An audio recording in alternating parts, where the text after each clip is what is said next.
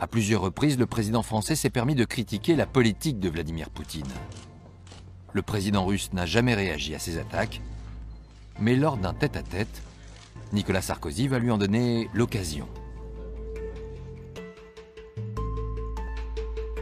Nicolas Sarkozy, très sûr de lui, commence à dire « Avec moi, on va parler des sujets qui fâchent, il n'y aura aucun sujet tabou. Les centaines de morts en Tchétchénie, pour moi, c'est inadmissible. Ania Politkovskaya, la journaliste russe assassinée, pour moi, c'est inadmissible. » Vladimir Poutine, écoute, commence par juste laisser parler Nicolas Sarkozy.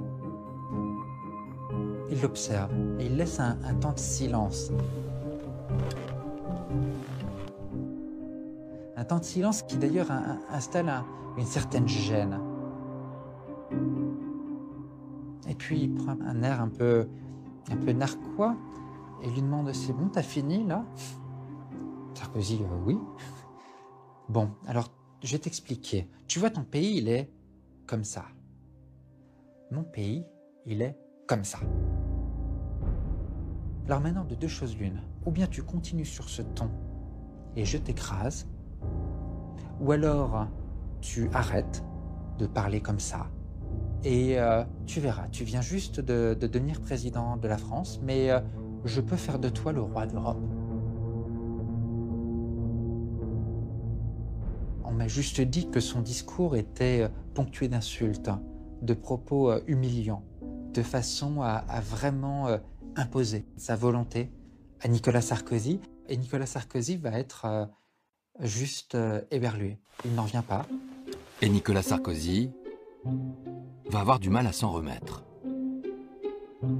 Il est encore sous le choc de cette conversation lorsqu'il se présente à sa conférence de presse. Mesdames et messieurs, qu'est-ce que vous préférez, que je réponde aux questions? Alors, y a-t-il des questions? Dans la salle, tout le monde s'en rend compte. Et les journalistes s'amusent à penser que la rencontre avec Vladimir Poutine a été un peu trop arrosée de vodka. Les commentateurs de l'époque avaient oublié que Vladimir Poutine, lui, ne boit pas ou pratiquement pas, et Nicolas Sarkozy non plus d'ailleurs. On a eu cette interprétation sur la soi-disant ivresse de Nicolas Sarkozy, alors qu'il était en fait simplement KO debout du fait de l'humiliation que venait de lui infliger Vladimir Poutine. Nous avons évoqué tous les sujets, la Tchétchénie, la journaliste, les droits de l'homme, les droits des homosexuels.